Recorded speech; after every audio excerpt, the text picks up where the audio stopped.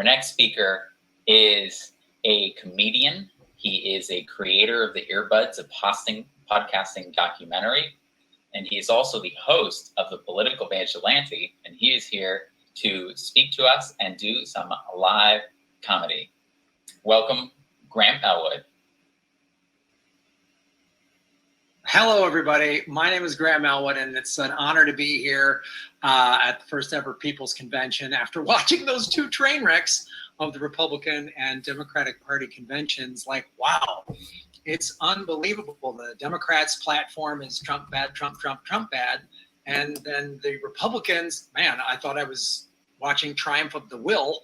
And of course, they call Joe Biden a Marxist. Man, I wish Joe Biden was a Marxist. Boy, that would actually get me excited if Joe Biden was a Marxist. Neither party offered anything.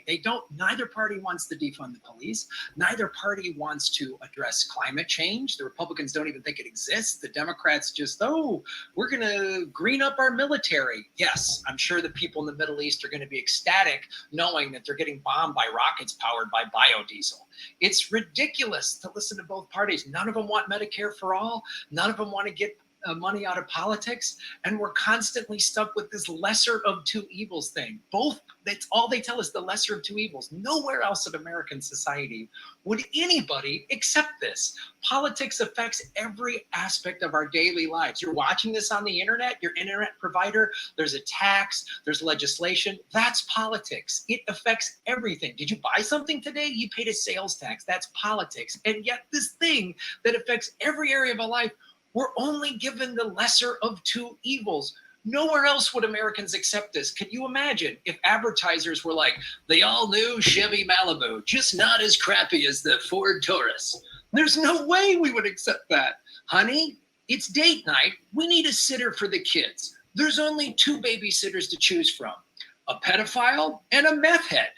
I don't know about you, I'd go meth head because at least the kids would have activities. The guy'd be twitching around. Maybe they'd get a fun face tattoo. This is what they offer us, the lesser of two evils. And then the Republican Party is obviously awful. Trump is awful. I don't like them. But the Democrats, pragmatic centrism. Joe Biden has said now's not the time for revolution. That's right. Revolutions always happen when things are going great. Hey guys, when there's a vaccine and the economy's back to normal and everybody's got a job, the cops aren't out of control, we're not bombing 7 countries, then we'll start the revolution.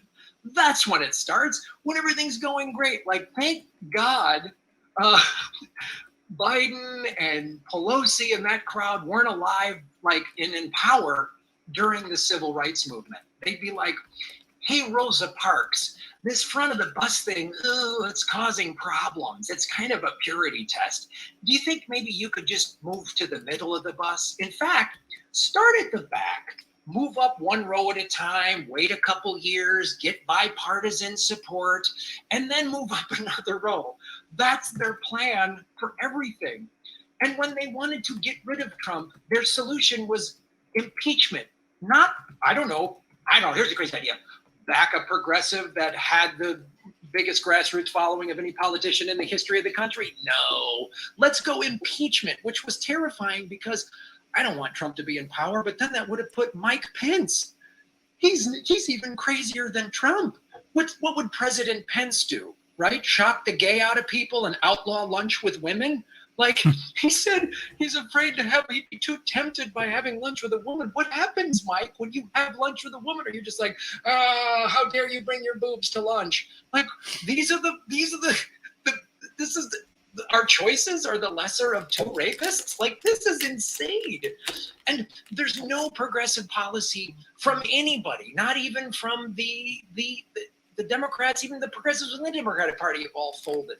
That's all they have to say is that, like, they don't even want to legalize marijuana, which we've seen. It would benefit so many people in this country. Look at Colorado. Look how it's done economically. And I'm going to end on this. We need to legalize weed. I'm sober, but this country's on the brink of a civil war. We need to smoke some weed. Imagine if Trump smoked weed. He wouldn't want to build a wall around Mexico. He'd just be down at the border going, we should start a music festival. Hey, Pence, you want to hit that? So thank you so much for allowing me to be on the honor to be on this panel with everybody. And I really hope Jesse Ventura and Nina Turner run for president with this party, because they would have my vote. I would take a bullet for both of them. Check out what I do at GrahamElwood.com. Thank you so much.